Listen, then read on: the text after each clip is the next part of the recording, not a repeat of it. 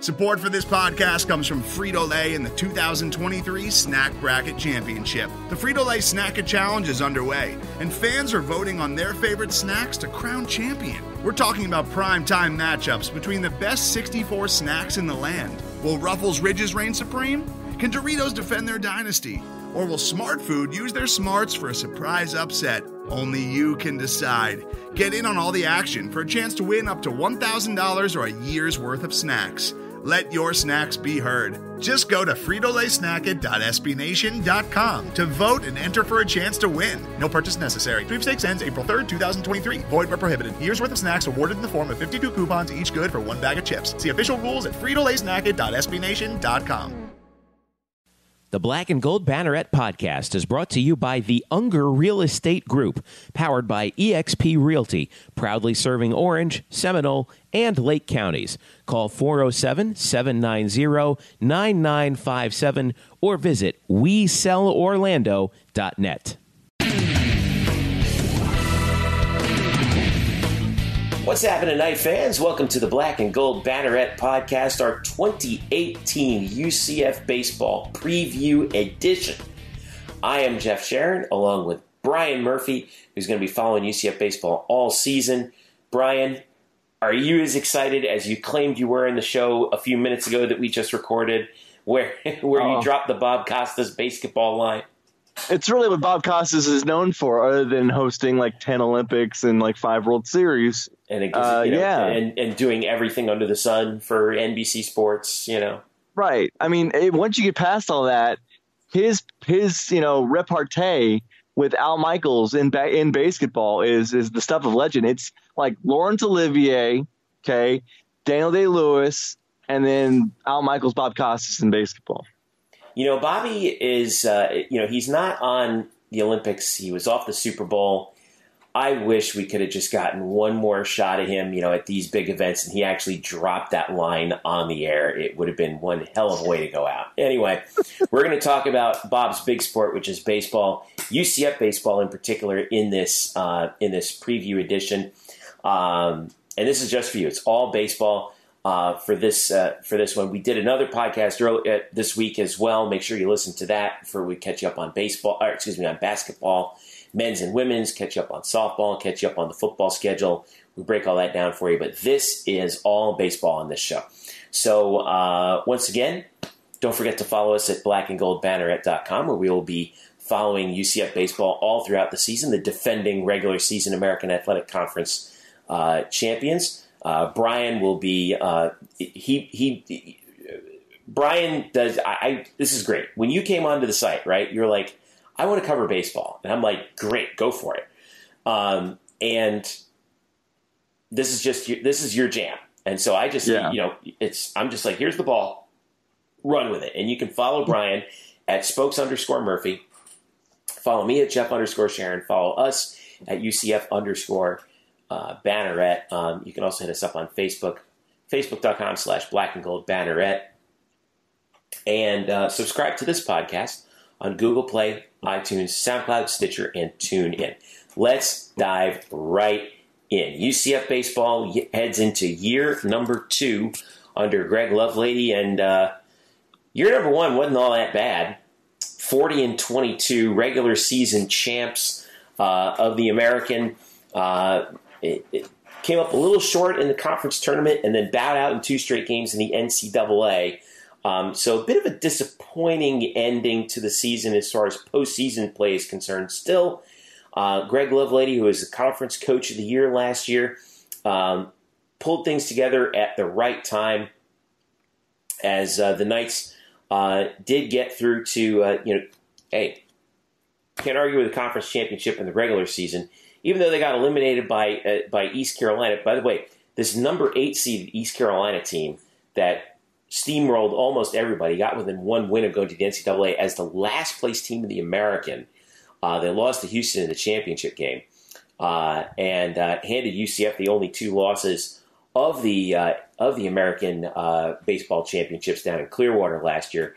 That was how that ended. And then losses to Auburn and Florida State and Tallahassee Regional sealed it up for UCF. But the regular season came down to that dramatic final day with the game the game between USF and UCF that UCF had to win their final 2 games to clinch the conference regular season title from the Bulls. Yeah. And they did so with a tremendous group of seniors. Was it 12 regulars who graduated or moved on via the draft that are not going to be there anymore, Brian. So I guess my first question to you is, looking at this team's roster heading into this year, how are they going to replace the guys like, not just in the pitching staff, guys like Robbie Howell, Juan Pimentel, but all the other production that they got in the lineup as well. How are they going to recover from losing all those guys? Yeah, it's basically, if you watched UCF baseball last year and you've returned not knowing what the team looks like for this year, you'll know the names Rylan Thomas, who is the conference preseason player of the year or hitter of the year, and you'll know Matthew Micah, who's an infielder, a high-energy guy, top lineup guy. Other than those 2 guys, there really aren't any returning regulars. Now, guys who got playing time are back, like Anthony George or Dallas Beaver.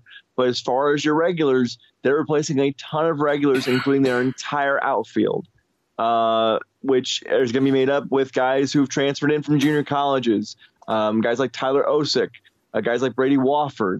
Now, those guys, Tyler Osick and Brady Wofford, have power. This is a team, well, let's not get too deep, but I'll say that outfield is going to be more powerful. One thing that they're going to be more this year in the outfield, at least, is you're going to see a little more power from that outfield. Yeah, that's one of the things that, and we'll talk to actually Greg Lovelady here a little bit in the second half of the podcast. I actually sat down with him in his office. But that's one of the things that I think that's going to be key. I've been reading some of the previews.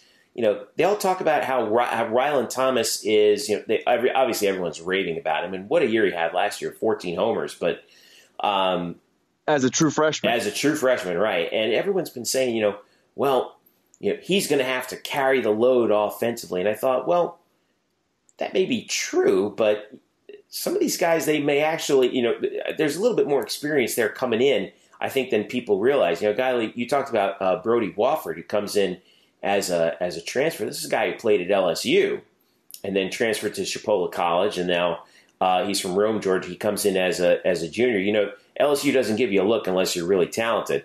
I believe Brody was the 14th round pick of the Reds. Yeah. In last year's draft. Yeah, but one of the things that I'm really excited about is that at least the pitching is coming back, a significant portion of it. Yeah, you lose Robbie Howell, you lose Juan Pimentel, but a couple guys you're getting back.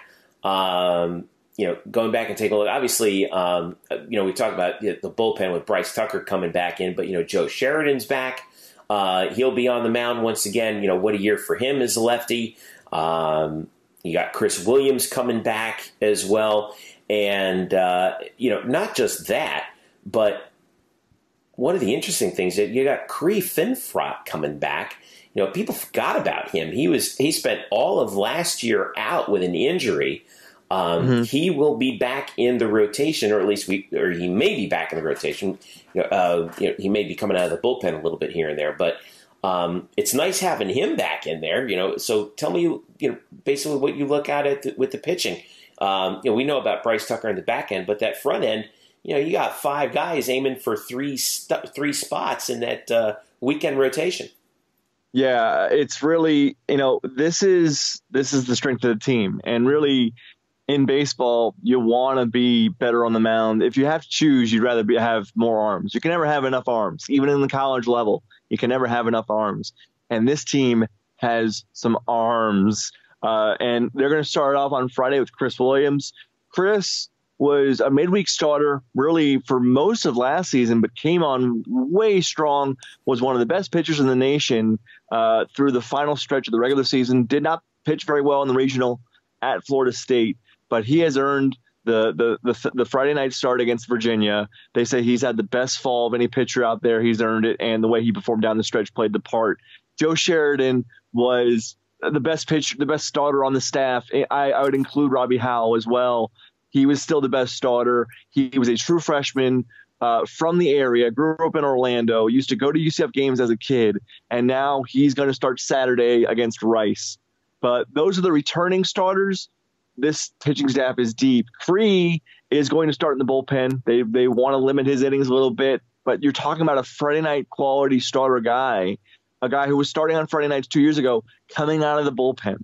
And that's because they've got transfers like J.J. Montgomery and Jordan Spicer. One of those two guys is more than likely going to start Sunday against Samford. We're not sure which one, but one of those two guys will. Jordan Montgomery's throwing 97 right now, okay, in college. And this pitching staff as a whole, starters and relievers, the bullpen, they say it could be better than last year. That's going to be hard to top because, like, Jason Barr was a high MLB draft pick. Jordan Shefts was very good.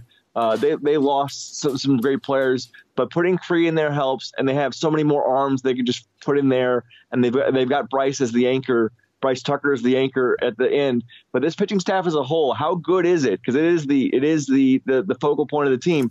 Well, Lovelady says it's the best pitching staff he has either coached or played with. And I will remind you that Greg Lovelady played on 2 national championship teams with Miami.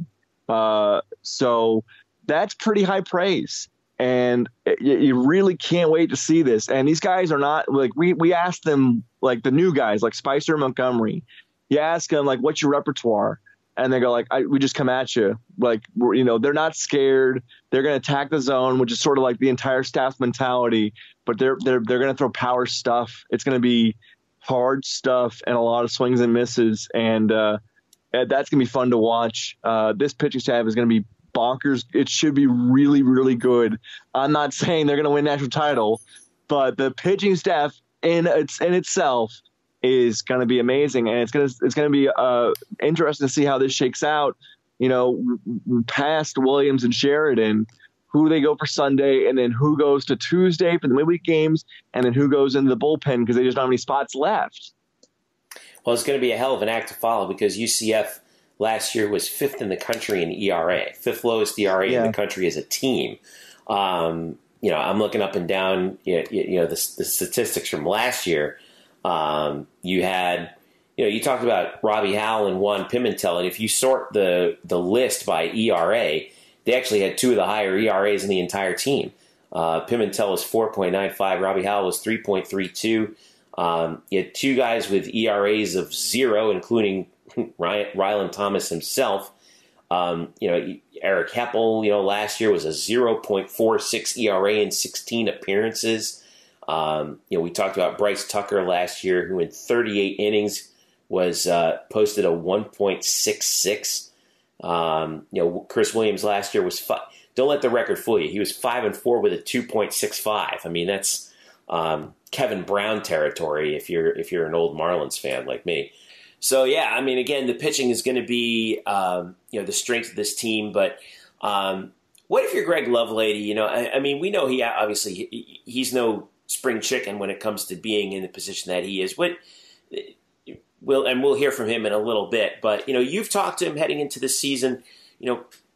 What is your impression of him? Over the course of a year, you win the conference regular season title, and all of a sudden, there's expectations, right? So, what's been in your discussions with Coach Lovelady?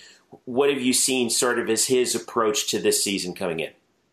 I think it's a lot more, as far as the approach, it's a lot more the same because it's so him. If you go out to practice and you see Lovelady walking on the field during practice with no shoes on, and he's wearing like cargo shorts and a floppy hat, that's sort of that like fisherman's hat. I love that. Yeah, that's his deal. That's not like a gimmick. Like that's just who Greg Lovelady is. And look, when you're winning, everything looks great. But that sort of attitude does sort of lead into like you can get your players more relaxed and sort of calm them down in the heat of the moment because they can see he sort of emanates that. He emanates that sort of like cool, relaxed feeling. So I think the players I think the players love him. He will not change his mindset this year. I think what he's looking forward to most this year is to see how the talent meshes with their lack of inexperience, because this team does have a surplus of talent. And as we've said, especially in the lineup, a dearth of experience. So how does that sort of work itself out as the season goes along? I think that's what really, as a manager, he's looking forward to most this year. Well, one of the things that the fans are looking forward to is the new park. Well, it's not, meet the new park, same as the old park. But John Euliano Park is, currently, we've got some photos of it actually up on our site and on our Twitter feed at UCF_Banneret. John Euliano Park right now is still under construction. The additional levels that they're bringing in, they're going to, put up the press box and all the luxury suites and all that kind of stuff. All that's under construction. They are feverishly trying to finish it, soon. Hopefully within, what I was hearing was about, there's sort of maybe around March that it might be done. They had to do so much work to this place in order to get it ready. But let me ask you this. I mean, we've seen the plans up there for a while now. What do you think is going to be – how much of a benefit is this to the UCF baseball program in general? Because, I can remember when, this park was new in and of itself. Its capacity wasn't overly spectacular, but – it was a good place to call home, and now it's expanding even greater. What does this mean for the program that they're able to undertake a project like this, and what can it mean for the future? Well, I think you're seeing now the stadium sort of catch up to the product on the field, because the product on the field is worthy of making the NCAA tournament every year. And they want to play in that type of atmosphere. They want to be in a home in a stadium that sort of conveys that success. And so you build a bigger stadium. It's I don't think, as far as like in game, it'll have more fans in it, so that'll be nice. But for the future, that's where the payoff comes. Like, you're going to have high school kids coming in and seeing this place, and that's going to look really nice to a recruit.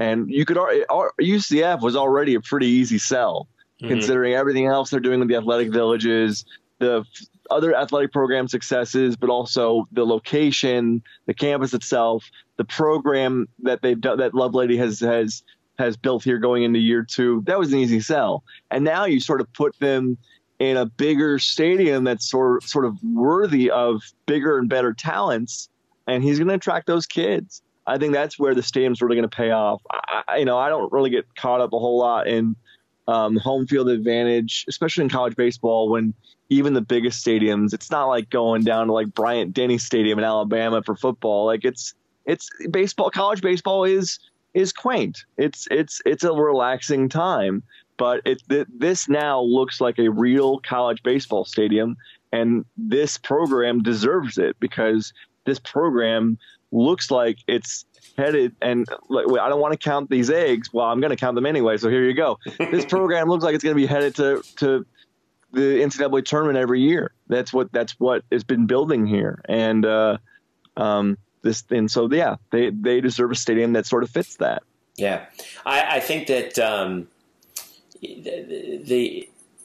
they've been fighting for so long to get this done to this park. I mean, there have been plans to expand it for going back to when I was a student, and I know going back to when you were a student.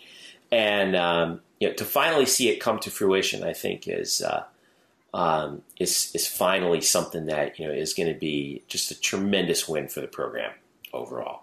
Yeah. And my hope is that it'll continue to do so. It's one of the things that I heard, and kind of thought, oh, that kind of makes sense, is that, the whole seating setup of the new park is going to be basically asymmetrical, which, okay, I mean, I get it, but you don't have as many seats down the left field line. Maybe one day you will, but, down the left field line, you're going to have that sort of berm area, and you got, the playground for the kids and all that kind of stuff. It's always been a great place to go see a game. And, now it's going to be a great place for a lot more people to come see a game. And the chance to host, like you were saying, in the NCAA tournament regional, that's a big win for the program. So, so that's one of the things we'll be looking forward to, and stay tuned for updates on that as we get ready to start the 2018 baseball season at UCF. All right, let's take a quick break. When we come back, we will hear from the man himself. Greg Lovelady, head coach of UCF Baseball, joins us here on the Black and Gold Banneret Podcast, Baseball Preview Edition. Stick around. We're back after this. The Black and Gold Banneret Podcast is brought to you by the Unger Real Estate Group, powered by eXp Realty. Sam Unger and his team proudly serve Orange, Seminole, and Lake counties, specializing in buying, selling, and new construction. Sam is a proud UCF graduate, class of 2006, and he's such a dedicated Knight fan that right now, if you work with him as your realtor, he will donate a portion of his commission to the UCF Football Excellence Fund in your name. So if you're ready to buy a new home or sell your current home, upgrade or downsize, Sam and his team have you covered so you can find the right home at the right price in the right location. So give him a call right now at 407-790-9957. Again, that's 407-790-9957. Or visit on the web at WeSellOrlando.net. Again, that's WeSellOrlando.net. You can also reach them on Facebook at facebook.com/WeSellOrlando. Get in touch with the Unger Real Estate Group today and make finding your dream home a reality. Hello, Night Nation. I'm Andrew Fegley. And I'm Trey Strelko. Where are we? This isn't our usual spot. It looks like we've landed in the Black and Gold Banneret Podcast. Oh, yeah. I've heard of those guys. You know, Nightline has UCF sports covered. Week in and week out, we bring you interviews with newsmakers and in-depth analysis of UCF sports. Subscribe to our weekly podcast on iTunes, SoundCloud, Stitcher, or wherever you get your podcasts. Be sure to subscribe to Nightline on YouTube, like us on Facebook, and follow us on Twitter at UCF_Nightline. Trace, can we go back to the 1148 studios now and start working on our next all-new Nightline? How do we get out of here? Go Knights! Charge on. Now back to you guys in the Black and Gold Banneret Podcast. All right, welcome back to our baseball preview edition of the Black and Gold Banneret Podcast. Jeff Sharon, Brian Murphy with you here, breaking down UCF baseball for the 2018 season. You can follow us at UCF_Banneret on Twitter. Follow Brian at Spokes_Murphy. He will be following UCF baseball throughout the season. And you can follow us as well on Facebook at Facebook.com/Black and Gold Banneret. If you don't already, subscribe to our podcast on Google Play, iTunes, SoundCloud, Stitcher, and TuneIn. And without further ado, we promised it to you. Now here it is. Earlier this week, I had the distinct pleasure of talking with head coach Greg Lovelady of UCF heading into their opener this Friday, which will be February 16th at 6:30 against University of Virginia, 15th ranked Virginia, coming into John Euliano Park for the season opener. Against 22nd ranked UCF. Not a bad place to start, yeah. And went down and talked to Coach Lovelady. First of all, to set the scene here for you for this interview. So I go into his office, in the baseball office, and you remember last year, Brian, when we talked to him, he'd barely moved into the place, and there was like posters on the ground, and I was like, how's it? And we were like, okay, a little housekeeping to be done, but at least we kind of know what everything. Okay, so he's got totally brand new furniture in his office. Everything is perfectly, very nicely arranged. The only thing was, during the interview, and you'll hear this in the background, is like the construction crews at the park, they are working day and night trying to get the stadium ready. And when we were recording the interview, someone had some kind of a drill that they were trying to drill into what seemed like the wall right next to Coach Lovelady's computer in the office. And for a minute there, I was like, maybe we should go outside. And I'm like, no, they're going to be banging stuff around the whole time anyway. So we stuck through it. And you, the audience, if you're cool with it, I'm cool with it. Just bear in mind that the stadium, and you'll see it on Friday night. If you come to the opener against Virginia, it's still largely a construction zone. But hopefully it won't be very soon. So Another great interview with Greg. I find him, I know you do too, Brian, he's just the easiest guy to talk to in the world. And is so engaging and just exudes a love of the game, doesn't he? Yeah, and it's really, again, it's part of his personality. He is very easy, and he gives you long answers, but the answers aren't like just strictly coach speak. He talks pretty honestly. He gives you some good nuggets, some good inside baseball type of stuff. And he's just whatever may be whatever will be sort of guy. And it's really nice for us, who are covering that to be around that, because it makes our jobs a lot easier than having to talk to a guy who just says, well, both teams played hard. Thank you, Rashid. Thank you, Rashid. Yeah. Big ups, Rashid. I love you. Gosh, that's great. So we God bless and good night. We had to get in the Rashid reference, but yeah. So I think you guys are going to really enjoy this. Without further ado, here is my interview with UCF Baseball head coach Greg Lovelady. All right, here we go. Year 2 with Greg Lovelady. He's back, and it's a construction zone around here, man. Are you like? Is it hard to concentrate with the constant banging and everything that's going on out here? It's funny, like in my office, it's weird just because I can see out my window, so I'm like constantly watching the guys work, and they've done a great job. I'm really grateful for all the guys that have put work in, but I've definitely saw every time I see a huddle of guys, like I freak out, like what's going on, what's wrong.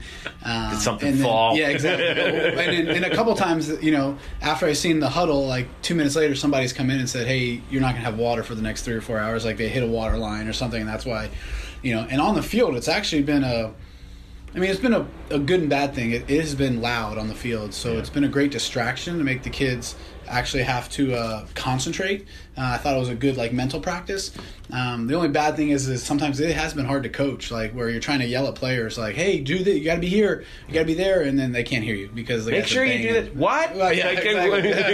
Exactly. So, but it's been fun. I mean, the enormity of this thing is unbelievable. The pictures just didn't do it justice in terms of what the size is going to look like, and obviously still got some work to do to make it to a finished product, but it's really exciting. There it is in the background right there. You can actually hear it. But that's all right, because what's cool is this. Now this looks like an honest-to-God stadium. Yeah, it does. That's cool. It's huge.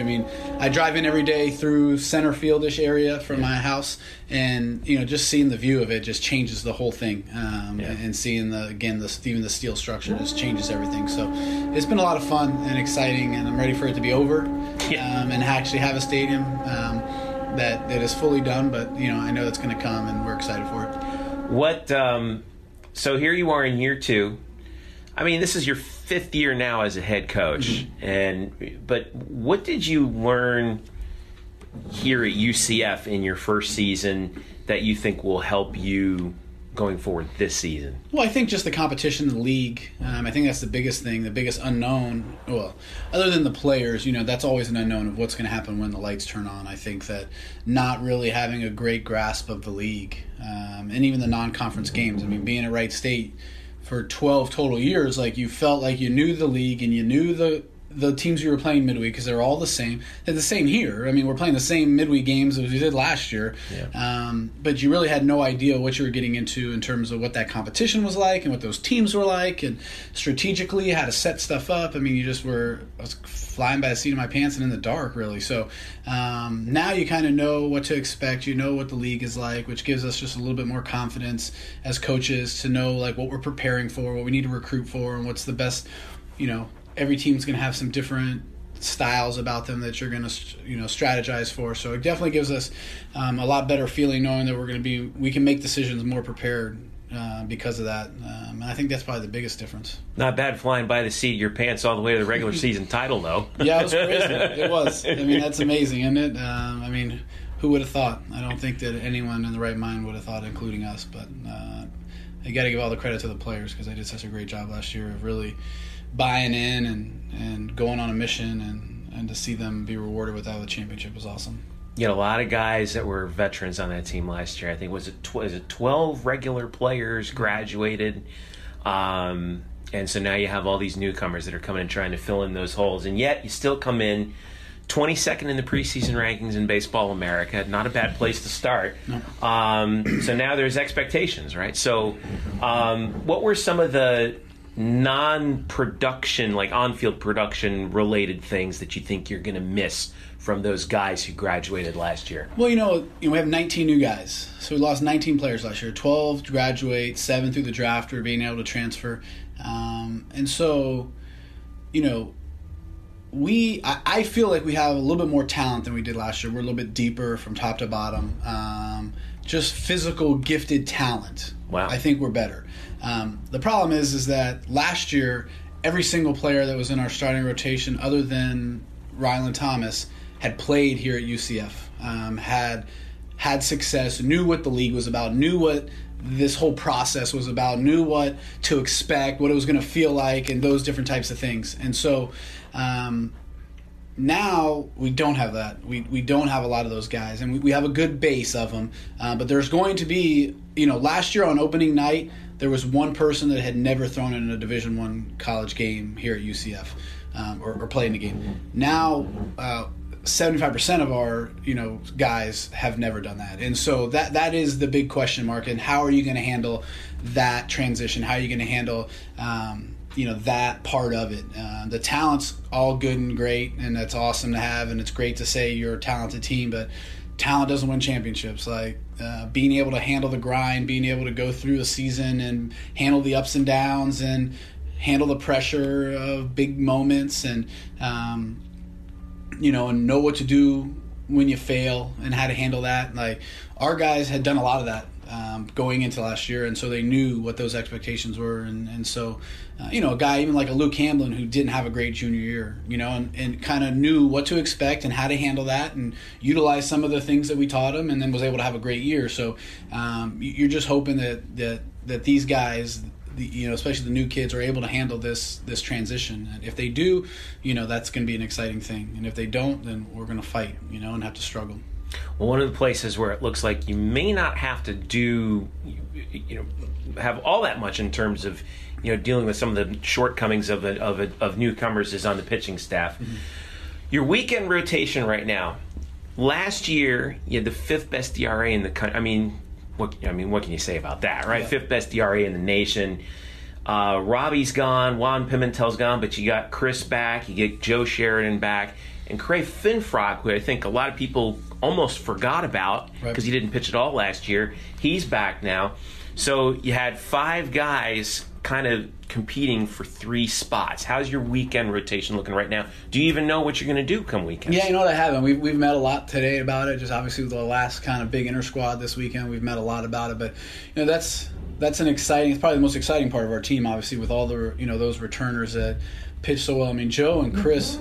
Really, at the end of the year, were probably our 2 best guys. Joe had an unbelievable year, 10-3, freshman All-American, and Willie was our most consistent guy at the end of the year, just dominating in conference. So to have those 2 guys back sure makes me sleep a little better. Having Bryce at the end of the game makes me sleep a lot better. But then to have Cree Finfrock back, he's been really good. He's starting to regain the form of what he was as a freshman, and he's still got some ways to go from the surgery and stuff, but he'll be available. We're going to keep him in the pen early on in the year just to lower his innings. I don't want him throwing 80 to 100 innings like a normal starter does. Just coming off the surgery, I just don't feel like that'd be fair for him. And I want him to be the best Cree Finfrock at the end of the year, not on opening day. And so I want to make sure that we work him in, lower his innings, and if we need to put him in the rotation at the end of the year, we can. But obviously to have Willie and Joe, and again, I'm not 100% sure on the rotation, but I know those 2 guys will be in the starting rotation, whether they pitch on Tuesday or on the weekend. They've earned it from last year, and then they've earned it in the fall and in the spring. But it gives us a huge base of returners to mix with the new guys on the pitching side, and that's an exciting part of it. You mentioned Bryce, and just a revelation last year. Mm-hmm. It's such a nice luxury having a guy who can lock things down in late innings, especially in college baseball. What have you seen him work on heading into this season to try and improve on what he did last year? Yeah, I mean, obviously the off-speed stuff was the biggest thing that he needed to work on. He relied heavily on a fastball last year, and so he's been able to work a breaking ball. He's kind of changed the shape of it and has actually been using it a lot in inter-squads. He's thrown a changeup a couple times, so definitely utilizing that, just mechanically trying to make sure that he can repeat his delivery. But I think the breaking ball is going to bring just an added dimension, just because it throws something else in there. So people are going to have to be aware of that, and that also will make his fastball a lot better, knowing that they just can't try to sit on the fastball, which they had trouble sitting on the fastball last year. So that's the huge strength. But now, as you incorporate the breaking ball, and that just makes that fastball just a little bit higher, because people have to think about that in the back of their mind. So, but he's. To have somebody at the back end that has had the success that he's had, not only last year but with Team USA, it makes you feel really good coming into those last couple innings. Not just on the pitching staff now, but also in the field. There's a bunch of position battles going on right now, particularly on the left side of that infield too. So third base, shortstop, what's that looking at right now? Brandon Hernandez is going to play short. He's just our best defender. It really changes the game when you have a guy at shortstop that can play the way that he does. He is just really special. And so he'll play that. Third base is still up in the air. Dallas Beaver and Griffin Bernardo kind of battling it out. And it'll probably go down the last day, and obviously they'll probably both play a little bit over there. And, just trying to find the best combination of offense and defense and whatnot. But those have kind of been the two main guys. Anthony George could jump in there. I know he's a catcher, but has played a little bit of third base. That's going to complicate it a little bit. yeah, but it'll all work itself out. That's the best thing about having so many games and playing so many days a week. You get to throw some different options out there and kind of especially these first 5 weeks of non-cons, try to figure out the best rotation in terms of who plays where and who and again. And this is, we go back to saying about, the talent but never doing this. Man, it's amazing the things you learn about kids when the lights get turned on. There's the kids that are great practice players that when the lights turn on, they just can't handle it. But there's also the opposite, the guys that aren't great practice players, but when the lights turn on, they all of a sudden take their game to another level. And so those first 5 weeks, we'll find the answers to those questions and be able to lock down a lineup and a rotation as we get into conference. One of those guys who certainly came on when the lights came on last year, Rylan Thomas, preseason player of the year this year all of a sudden. We talk about production all the time. Last year, 303, 14 home runs. He was another revelation for you.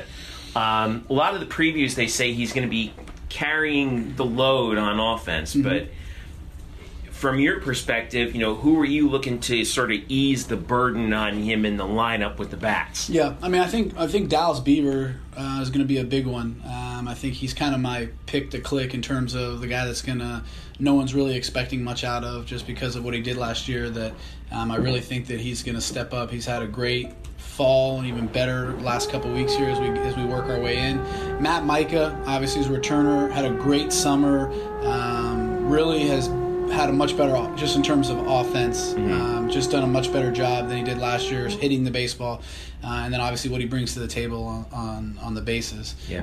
And you couple that with Ray Alejo, who's going to play in center, who is one of the fastest baseball players that I've ever coached. Wow.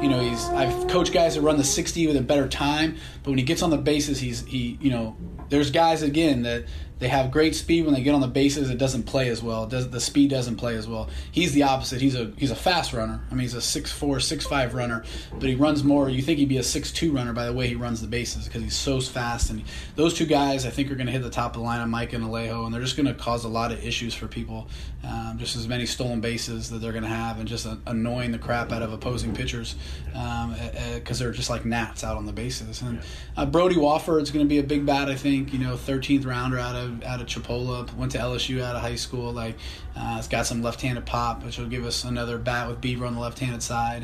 And Tyler Osick, probably play left, and DH a little bit. And another kid from Chipola that, just loves hitting. Dad played in the big leagues, and just I think a mature guy that will be able to handle this. So I mean, I think when you add those 4 or 5 guys around Ryland, I mean, I think it's going to protect him a little bit, which will allow him to do his thing, and at the same time give us plenty of chances to try to score some runs. You actually knocked off two birds with one stone. I was going to ask you about the outfield and the position battles that are out there, but so you feel good with the outfield right now, that you feel like you got your 3 guys regularly. Yeah, and also and it depends with the DH and all that kind of stuff. Yeah. But Dalton Wingo's a freshman that has really impressed. Has a lot of ability. Needs to typical freshman stuff, and he's going to have to learn on the fly kind of thing. But he doesn't have Ryland's ability, but it's in that in that range kind of thing where he's kind of very similar to Ryland with the ability that he has to hit the ball a long way, and he's a lot taller and athletic and a good defender with a great arm. Same characteristics though, that has some specialness in his hand. So whether it's DH or the outfield, those kind of 4 guys, and Beaver, there's just some flex in there, some different things at third base, DH, catcher, and right field that 6 guys playing 5 positions. They might rotate a little bit, but obviously Ray is locked down center field, and Tyler could play left, but Dalton and Walford could play the corners and move Tyler to DH. So there's a whole bunch of different options with 10 or 11 guys that we have that we feel really good with right now. So let me ask you about the league around the American, because last year, it was jam-packed. You come out, you win the regular season title, but it came down to the last day. And even when I was in Clearwater doing play-by-play for the conference, we were talking about how even a team like Memphis, who is in the bottom of the league, they had a much better year last year than they did, and they actually dropped a place in the standings. East Carolina was dead last in the regular season. They got within 1 game of going to the NCAA tournament, and they lost to Houston in the championship. So what's your outlook on the rest of the league right now as you kind of look around and see what the opposition is going to be like, especially now with Wichita joining? Yeah, I think it's going to be probably tougher than last year. Last year we had 5 teams within 2 games of winning the championship. I won't be shocked if it's something very, very similar again. Obviously Wichita brings in a very veteran team. They got 2 offensive players that were Cape All-Stars, and they got a veteran pitching staff. And then there's a lot of top-heavy arms. McClanahan at South Florida's got a chance to be the first overall pick in the draft. Tim Cate's going to be a first-rounder at UConn. They got Fioli back, the sophomore left-hander. East Carolina brings back, other than Krasinski, brings back pretty much most of their start rotation. Memphis has Bolin back. So, there's some top-heavy arms that I think that a lot of things can happen. I think that probably 5 or 6 teams have a chance to win the league again, which is kind of scary. But that's, again, why we're the anywhere from the 2nd to the 4th rated league every year the last 3 or 4 years, that we have that depth. And so there's going to be some difficult offensive weekends in this league, I think, going all the way around. I think with our pitching staff, again, adding to the mix of that, there's not going to be an easy day of trying to score runs, and so it's going to be a grind offensively, I think, every single day for every single team. But I think, again, it's up for grabs, and I think at least 5 or 6 teams have a chance to win it. And again, I think if you asked any coach last year, they probably would have said that, and we weren't one of them. So I'm sure there's going to be a surprise team too that could add a 6th or 7th team that could win this thing. You think the league doesn't gets the kind of respect that it deserves nationally? No way, not even close. I think last year, seeing some of the leagues that were ranked 2 or 3 spots below us get 5 or 4 teams into the NCAA tournament, and UConn being left out, I thought was an absolute travesty. I thought it was an absolute disrespect to our league that some of these other leagues with resumes that weren't even remotely close, not only in the league but out of the league and non-conference, they went down and played really, really well against Texas and things like that. That I thought UConn was a regional team, and again, I think because of the disrespect that they were not given a shot over a couple other teams in some leagues that weren't ranked nearly as high as we were. And that kind of sucked for them. What do you think it's going to take? I think it's going to probably take a couple of us breaking through to Supers and to a College World Series, and just making sure that we're prepared in those non-con games to kind of do well against those other teams that are getting more respect and the other leagues that are getting more respect than us. But I think once we kind of start consistently, breaking through and getting to a couple College World Series between all of us, I think that'll hopefully change. But we'll kind of see. I'm so glad you brought that up because this sport is the one where it's like, for me, I think I told you this last year when we talked, like, this is the one sport where I think UCF year in and year out has the best shot to win a national title at any given year. Because look at what Coastal Carolina did. Look at what Fresno did like 10 years ago, where they barely got into the tournament and then went on that run and beat a really good Georgia team that I covered, that Gordon Beckham and all those guys. But you're right. It comes down to those, like you said, those non-con games and playing here in the state of Florida. There's some really good opportunities there. So when you look at the schedule now, what's your outlook on that, and what do you think will be the biggest challenges for the team when you're just looking at the slate of teams you got to play? I mean, it's going to be tough. We don't schedule easy, and I don't want it that way. I want to give us as many regional-type atmospheres, as many regional-type teams to prepare us. Not only, early on in the year, preparing us for our conference, and then when we get to a regional, you want to play in those type of atmospheres. So, playing at Florida and at Florida State and at Miami, those situations are what you're going to have to go into if you're on the road in a regional. Playing a team like Oklahoma, that's a regional type team. And so, look, Bethune last year, regional team. Stetson's got the starting rotation this year to really make a run in their league. So they could be a regional type team. And so you just see a different, FAU, perennial regional team. So, our midweek games put us in a lot of regional type atmospheres and or a lot of regional type teams. And then obviously our league, as difficult it is, and then again the one weekend against Oklahoma is going to be a great challenge for us, but having them at home will be a cool experience. So I think the schedule sets us up to host if we take care of our business and do the things. Last year we're probably one bad loss and one big win away from hosting. You're talking about 2 games swayed us from being a top 16 team in the RPI and whatnot. So I think the schedule gives us a great opportunity to do that again. We just got to, again, make sure that we make every game important. Don't take any team for granted, any game for granted, and just go out, worry about us, play the game. And if we handle our business the way we did last year, I think it puts us in, again, another chance to have a chance to host. And if not, prepares us to go on the road and win a regional. Well, you got it coming up right off the bat when you got Virginia, you got Rice, and then Sanford coming in, and then up to Stetson for that first road game, and then the first 3 games set in the schedule. So it starts this Friday, February 16th. Greg Lovelady, reigning Coach of the Year for the reigning conference regular season champions. Coach, good luck. I'll see you on Friday. Thanks, man. Appreciate it. All right, thanks to Greg once again for his time and his candor as usual. It's just great. How do you not want to have a beer with that guy? It's awesome. Love talking baseball with him. And it's a lot of fun. So, and Jeff, did Greg have his feet up on the desk this year? No, not this last year. No, he didn't have enough room in the office to do it this year because they moved all the furniture in. Yeah, So see, that's again. If you want another glimpse into what what Greg Lovelady is or who he is, when we talked to him last year, he did the entire interview with his feet up on the desk. It's great. And we had, and it was just great to just talk baseball with him. We hung out for a little bit, and he was kind of giving me some updates on things, and it was great. I also want to send a shout out to Ian McDougall at the communications office for UCF, who helped set everything up, and he'll be taking care of UCF baseball as well. You go to UCFnights.com, all the baseball content that you see up there, Ian works really hard on it. So just like everybody who does at the communications office, and we thank them for their support and their help all the time, because they're the folks who make things happen when you don't see it. So, all right, so you've heard from Brian. You've heard from Coach Lovelady. Prediction time, Brian Murphy. What's going to be you knew it was coming. Let me ask it this way.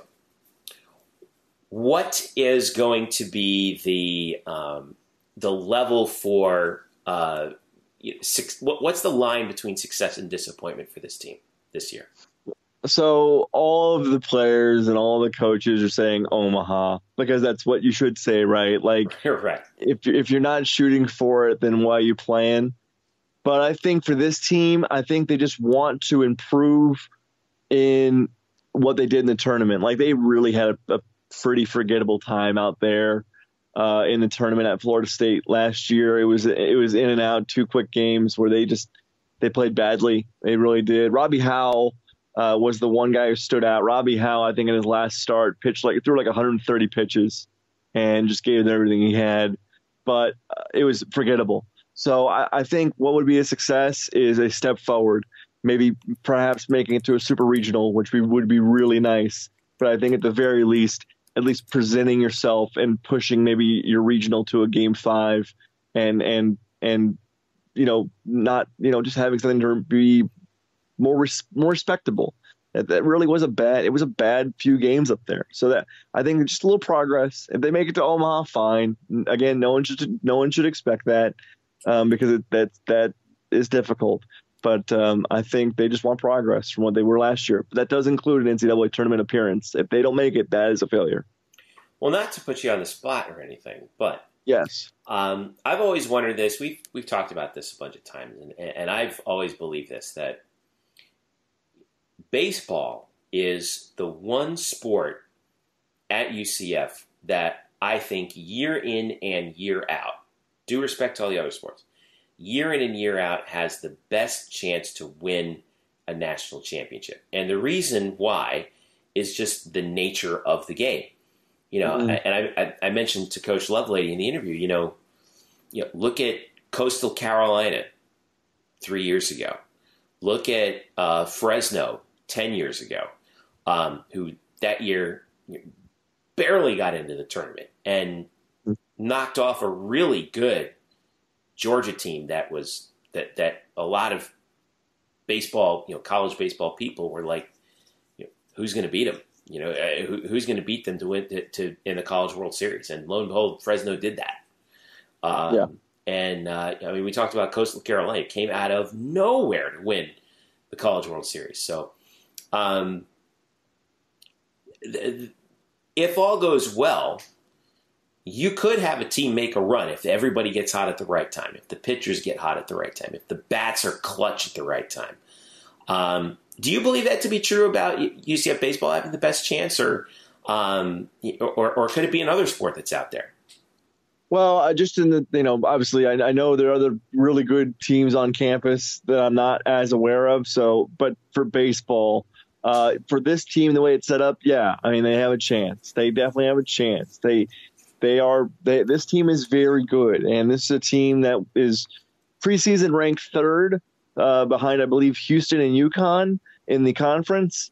But that doesn't mean they can't win it because, of course, they won it last year when they were preseason ranked last. This is a good team. And look, Jeff, I said it at the top of this, you want to have arms. You want to have pitching. I mean, if that's how you succeed still in baseball is by throwing out better arms than the team you're facing. And this team has the ability, with health permitting and assuming that guys take progressions, to do that, to really sort of overwhelm opposing offenses. And that makes that journey to national championship land a lot easier. Yeah. Well, the one thing we know about the sport is you just never know day in and day out, what's going to happen. But the one thing that I do think day in and day out we're going to see from them is it's going to be a lot of fun, this year. I think that's the most important thing the one thing that was enjoyable about seeing this team last year was how loose they were, how much it seemed like they got back to really enjoying playing the game. And, we can go on and on about the reasons why it happened last year, but I think that's always going to be the most important factor. And in terms of seeing how this sophomore season for Greg Lovelady turns out for UCF baseball. So that'll be, once again, the way the schedule shapes out. They're starting at home. It's this Friday, the 16th. UCF takes on number 15 Virginia. It's 3 games, Friday, Saturday, Sunday, just like a traditional weekend of college baseball, but it's against 3 different opponents. Rice on Saturday and Samford on Sunday. The home slate, you can catch it on UCFnights.com. Just a jam-packed home slate this year. You got teams like Florida coming in March the 6th. That's a Tuesday night. That should be a huge, huge matchup. They play Florida back-to-back home and home, the 6th and the 7th. Got Miami coming to town. Coach Lovelady's alma mater on March the 14th. And then the conference schedule starts late March 23rd. Friday, Saturday, Sunday against East Carolina. They got Stetson coming in April 3rd. Cincinnati coming in April 13th through the 15th. Bethune, April 18th. Boy, it seems like April's when things really pick up. They're at USF in Tampa, April 20th through the 22nd. Wichita comes for the first time as a member of the American on the 27th through the 29th of April. And then this really big series late in the season in mid-May. And I know that this raised some of your eyebrows a little bit, Brian. Oklahoma coming to town on May 11th through the 13th. Interesting there for UCF before they finish up playing Tulane in the middle of May before the American Athletic Conference Championships. Schedule is always going to be key, but it should be a really good home slate for everybody as they finish work on the park and hopefully give us the full opening of John Euliano Park very soon. Yeah. Brian, your final thoughts and where can people follow your UCF coverage baseball? Final thoughts as I kind of empty the notebook real quickly. This team's going to be also offensively. I forgot to mention this team's going to be really athletic, faster. There are still more bases at the top of the lineup with guys like Ray Alejo in center and Matthew Micah at second base. I've talked to multiple people on the team. It's a Dallas Beaver who only played 20 games last year and really didn't do much. They say Dallas Beaver is probably the most improved hitter of the fall and is like their pick to click. I think he said that. I think Lovelady said that in his interview with you, and then we heard it again, I think, from Chris Williams this week.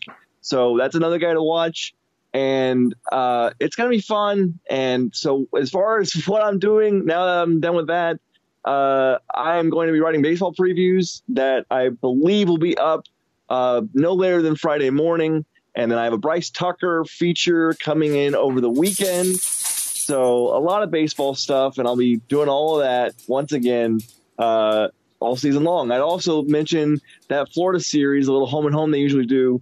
To those who don't know, Florida opened up on the Baseball America preseason poll at number 1. There you go. Well, hopefully they'll stay there when we get them. That's the most important thing, I think, when you see something like that is, what do you do against them? So that's going to do it for our Black and Gold Banneret 2018 Baseball Preview Edition. Don't forget to follow us at blackandgoldbanneret.com for all of Brian's tremendous content that he's going to have throughout the baseball season as well. And you can follow him at spokes_Murphy. You can follow me at Jeff_Sharon. Follow us at UCF_Banneret. Hit us up on Facebook at facebook.com/blackandgoldbanneret. And you can also hit us up as well, obviously, through there. Send us questions, anything that you need. We'll be providing some live coverage of baseball all throughout the 2018 baseball season. So it's going to be. I'll be wearing out the Twitter. People are going to want to mute me on Twitter. I'll be tweeting so much. I got notifications from you, so like anytime you tweet anything, I see it and I hit the retweet button on the Banneret account, and I'm pretty sure that I'm going to annoy the living hell out of everyone keeping looking at my watch whenever that happens. Yeah. So oh, by the way, if you don't already subscribe to our podcast, you should, and tell your friends. Give us a rating on iTunes, Apple Podcasts. Give us a heads up, or give us if you subscribe to us on that, great.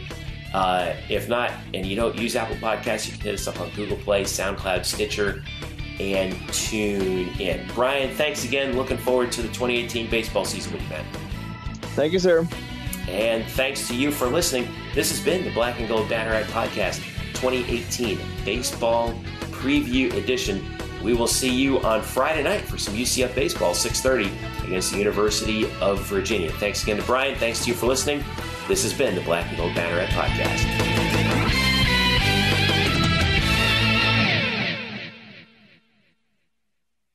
Today's episode is brought to you by Cars.com. With over 2 million vehicles and 50,000 more added every day, Cars.com will match you with the perfect car for you, your budget, your life, your style. And if you're ready to say goodbye to your current car, Cars.com will get you an instant offer to cash it in. Just start by entering your license plate and get matched with a local dealer who will write you the check. So whether you're looking to buy or sell, just go to Cars.com. It's magical.